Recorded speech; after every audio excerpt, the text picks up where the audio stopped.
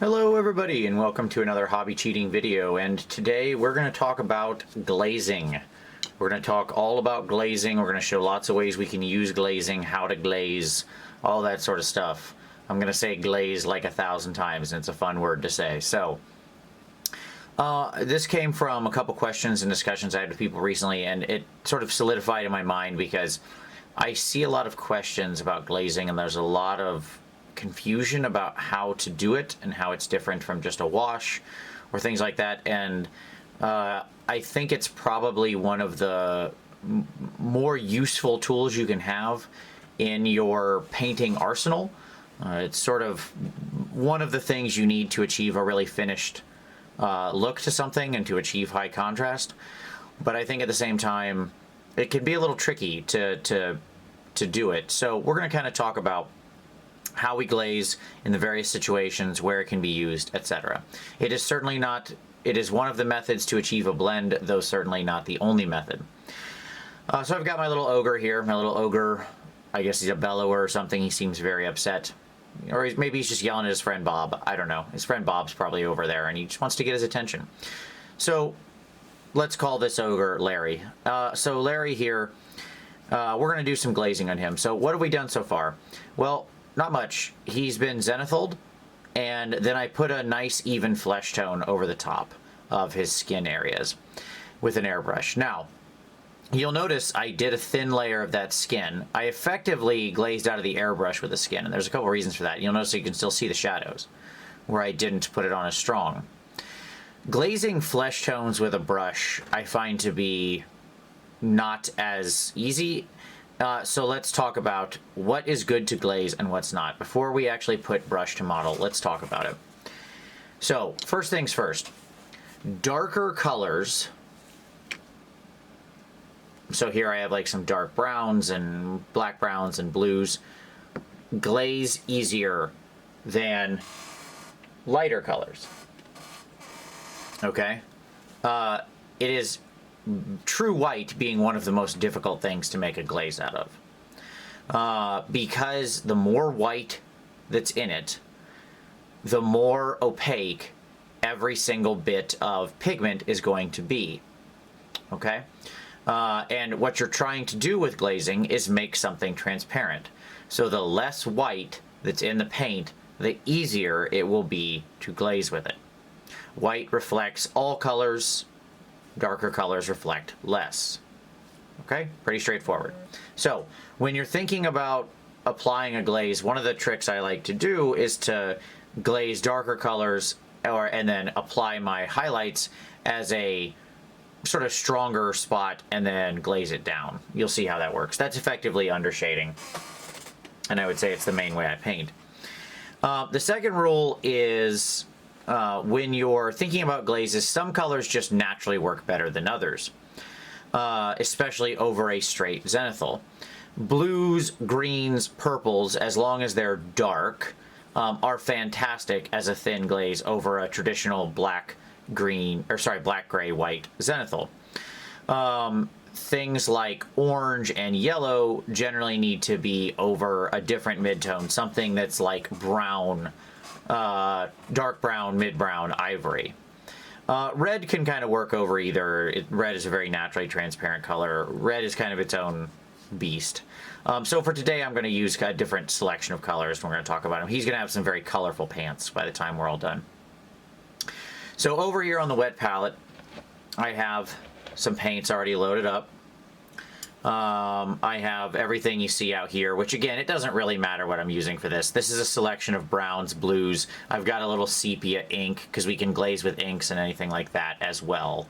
What I really want to show you is two different primary ways you're going to use glazing.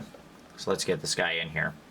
And first I want to show you how I mix my glaze. Now, what you need to do to mix your glaze is largely dependent on the type of paint you're using.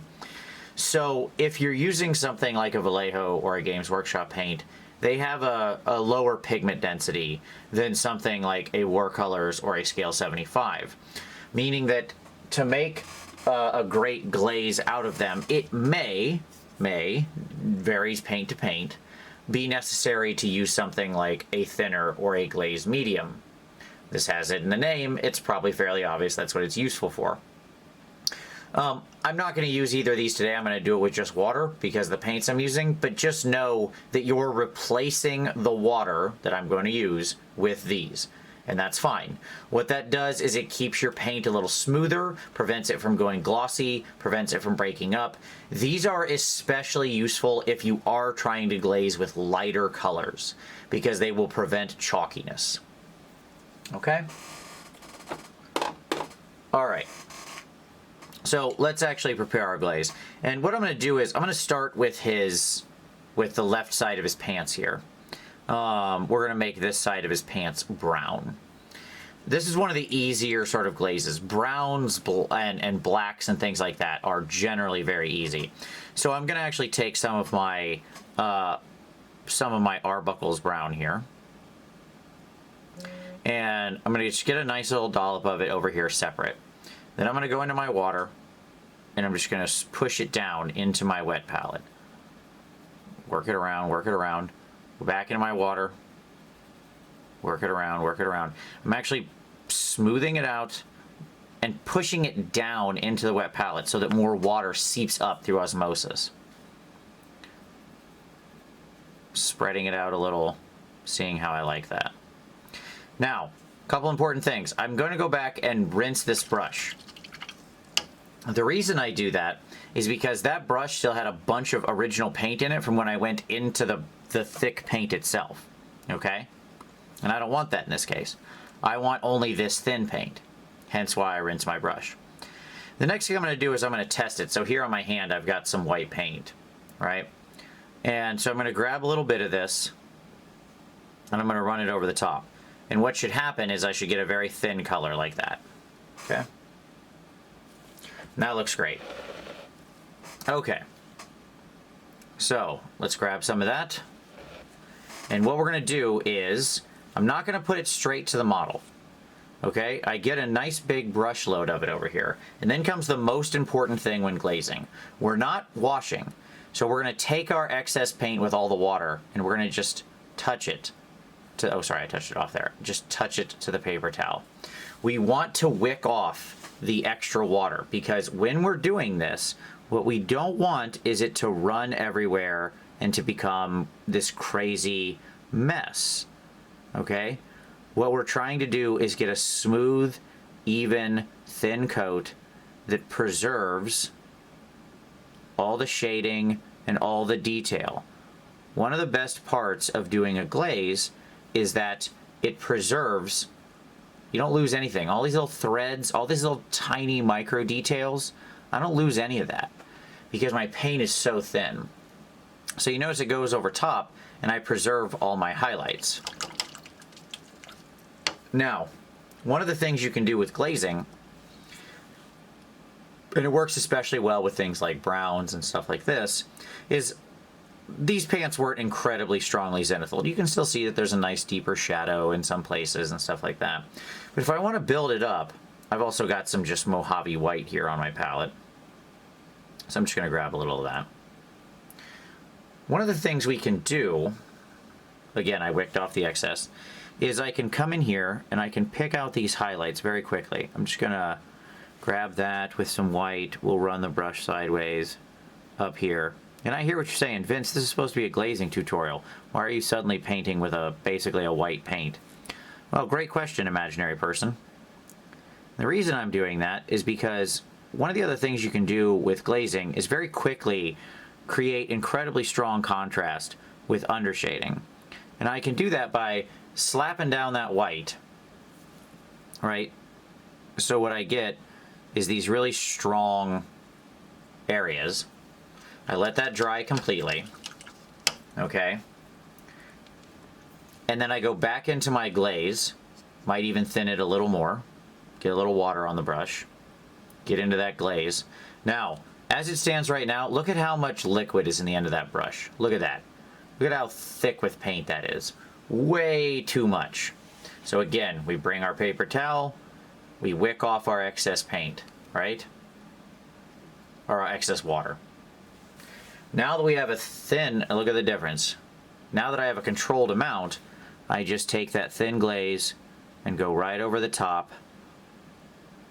And what I get is a quick highlight that's very strong. Right?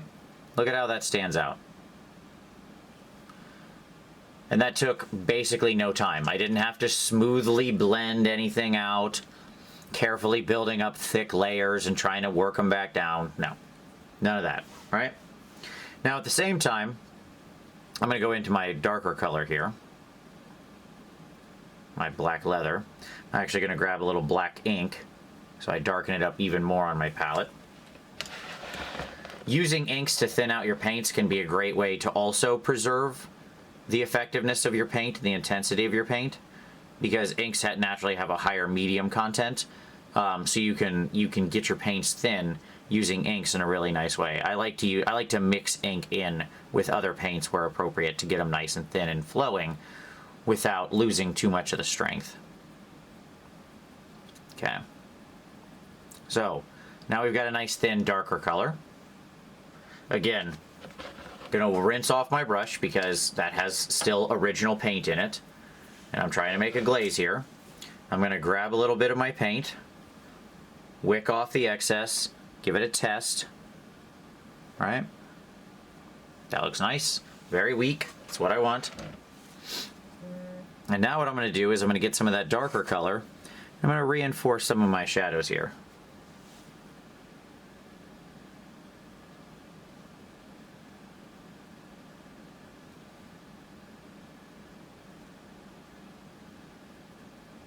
So what I can do is I can very easily bring these shadows down.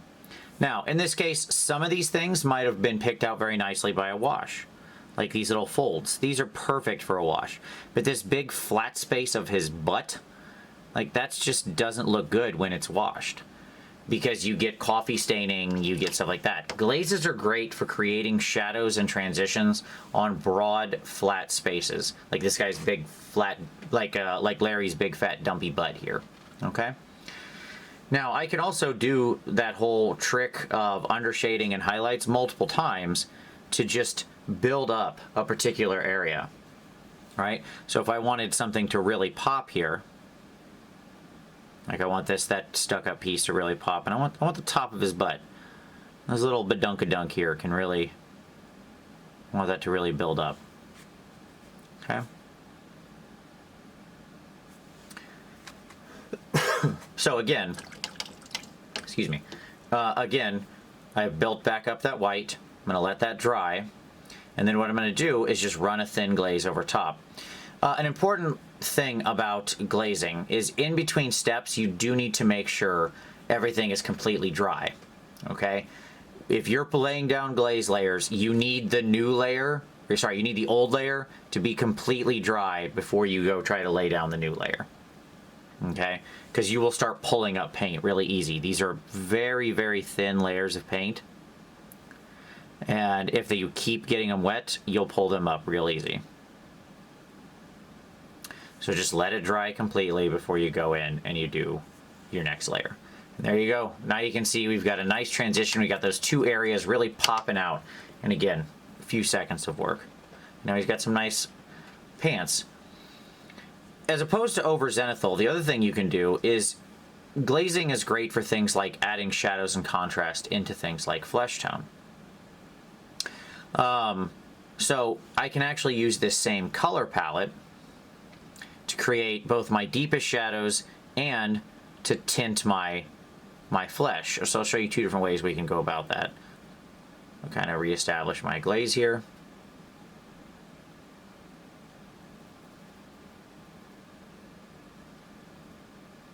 Okay. Now, what we're going to do, get a little brush load of water, get that in there. Again, what do we do after we get the paint on? Because it's all too thick, we wick off the excess. Look at how much water went out there. That would have all went on your miniature. We don't want that. That's paint going out of control.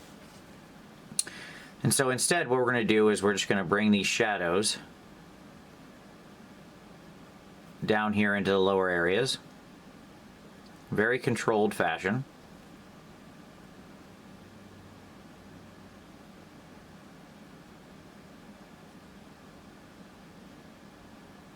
Okay. And then what we can do is just so you can see how that has that nice shadow now. What I can do is, again, let that dry. This color, by the way, is fantastic for skin shadow, this Arbuckle's Brown. So, just a slight side note. I do love it for skin shadows. Caucasian flesh tone shadows, I should say. Then I can go in and do less, do a smaller area. Deepen those shadows. Oops.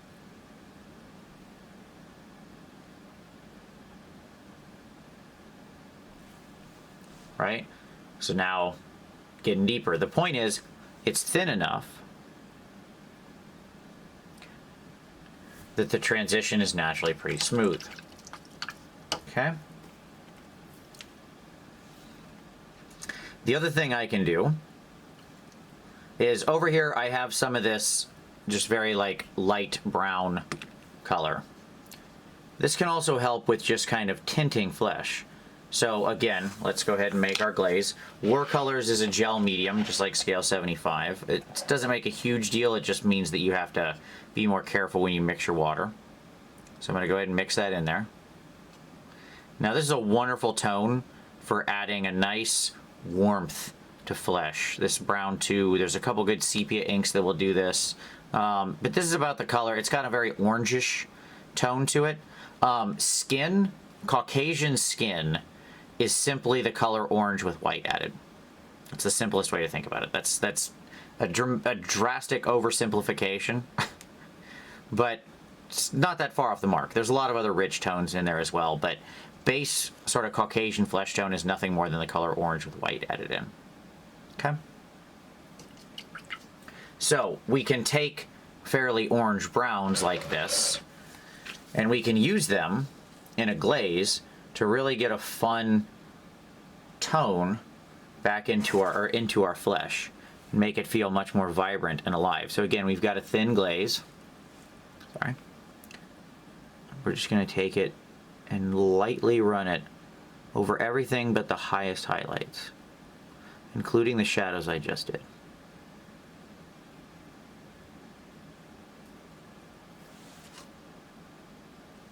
Again, each time I wick off the water before I go in there.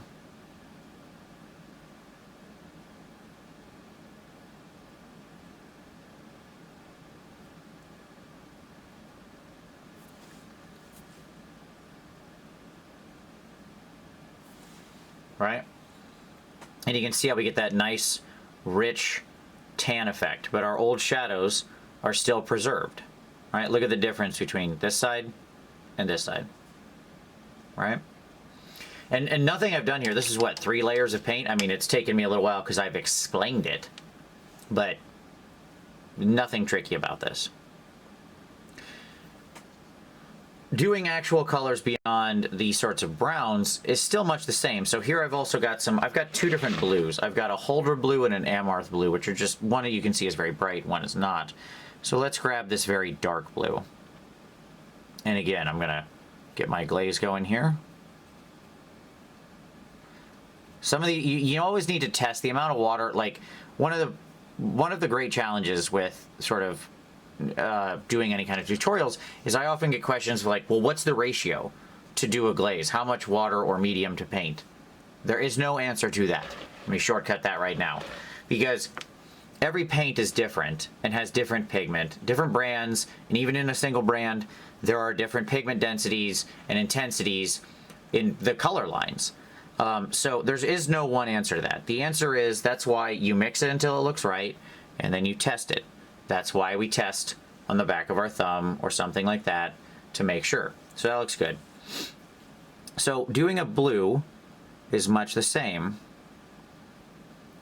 We can slap that on there. You notice I'm not being too careful because, again, I don't have a bunch of excess water, so I don't have a whole bunch of extra paint coming off. Now, a single glaze of a normal sort of true color, like blue or red or something like that, is going to be fairly weak. Okay, so you can't. So if you really want the color to be strong, then you're either talking about multiple glazes, or we can do a trick where we go up to a brighter color. So here I have a brighter blue. It still doesn't really have much white in it. And I can reglaze over just the highlights with that brighter blue. And that's going to strengthen out those areas. Okay. I can also option the third. By the way, you may notice that there's lots of ways to go about this. The glaze as a thing, and just as a method of painting, is nothing more than thin layers of very transparent paint. That's all it is. There's no magic to it. It's not sorcery. Anybody can do it, and it can be used in a ton of different ways. And there are lots of uses for it because it is nothing more than painting with thin paints. That's all it is. We're just making sure we wick off the excess. Again, we can build in with our whites.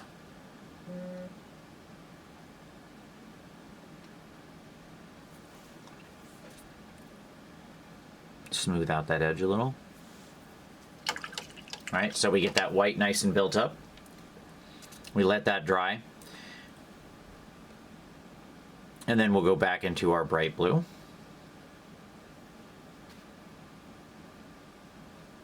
We're going to wick off the excess over on my paper towel. I know I'm doing that off camera, but I don't want to move the paper towel every time. Do a little test, and then we run that right over the top. And again, a few quick glazes, and now all of a sudden, we've got some pretty significant contrast going on here in our blue. And again, what?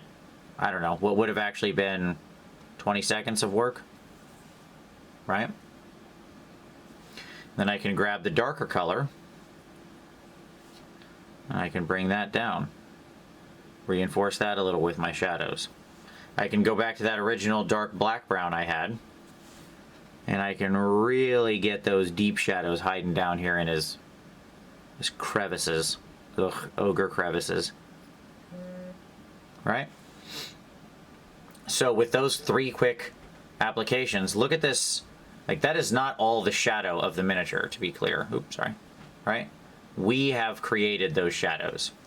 And we've done so quickly and easily by combining the initial zenithal highlighting with just a little bit of undershading and glazes. And just that quick, we have a nice, smooth transition. Okay? So there's lots of ways to play with these glazes. It's great for doing things like bringing a lot of variance to flesh, or when you're dealing with just straight cloth or leather, can be an awesome way to do things like leather, because you can do, you know, undershading and scratches and pits and just glaze some brown over the top. It can be a fantastic way to go over a dry brush. So, you know, if you pick out detail with a dry brush and it looks really rough, a single glaze over the top in the methods I've just shown you here can smooth that right down, bring it together, that harmony. If you use some extreme contrasts, it can be a great way to, again, bring those disparate colors back together. So if you layer paint normally, you have thicker layers, but you've got some hard transition lines, a few glazes of your midtone can bring that right together. That's effectively what I did with the white paint, right? Is I put a little layer on and then just glazed over the top, and now look how smooth it is. Okay? So there you go. That's glazing. What are our keys? The keys with glazing are as follows. Darker colors are easier to glaze with than lights. When you glaze with a white paint, I'll actually show you here as I'm doing this. So I've got a Mojave white, which isn't a pure white, but it's still pretty white. The problem is, white just doesn't react in the same way. Oftentimes, I'm more of a fan of with white paint of doing things like wet blending or loaded brush, but when I put on a white glaze, the color gets weak pretty fast. It's not impossible. You just need to have to manipulate it a little more carefully than you would otherwise. It can still be done. We can glaze in white. Okay? There's a white glaze for you. So it can be done. it's just more difficult. So if you're going to glaze and you're just starting, I would recommend sticking to darker colors and then play around with your lighter colors over time. So darker colors glaze easier than lighter colors. Glazes work excellent over Zenithal highlighting. They are fantastic, especially the colors on the cold side of the wheel. Blue, green, purple are your great glazes. If you're going to glaze with yellow or orange, you generally want a rusty tone brown or flesh tone or ivory to glaze over top of. Flesh tones themselves, like the actual flesh, doesn't glaze incredibly well, so it's often good to just put down a nice quick base coat of a flesh color. If you don't have an airbrush like I did here, just put down your nice standard 2 thin coats of a good flesh tone, and then just kind of go even around the miniature, and then build in your glazes, okay? Because you don't need to be careful with your base coats. You can just you can just go nuts and slap it on, and then all your detail will come out through the glazing, okay? Make sure when you thin your paint, like I said, if you want to use glaze medium or thinner medium, that's fine. After you create your glaze, clean your brush because you still have big, heavy pigment loads hiding in your brush if you just go straight in, and it'll end up way too strong. After you get the paint on your brush, we make sure we wick off the excess into the paper towel. Very, very, very important. Otherwise, you are washing, not glazing. It is the #1 thing I see people do wrong, is they go into this big, heavy, water-heavy glaze, and then they go straight to the miniature. That will do nothing but cause problems. So, wick off that excess, and then just nice, thin, controlled applications. And once you're done, you then just need to let it dry completely before you go to your next glaze. Okay? So there you go. I hope you found that helpful. So that's glazing. It's a very useful technique. It can be used in a lot of different ways. I hope this encourages you to go and explore that. Give it a like if you liked it. Subscribe for more hobby cheating in the future. Share this with somebody if you think they could benefit or have had questions about glazing. But as always, I very much appreciate you watching, and we'll see you next time.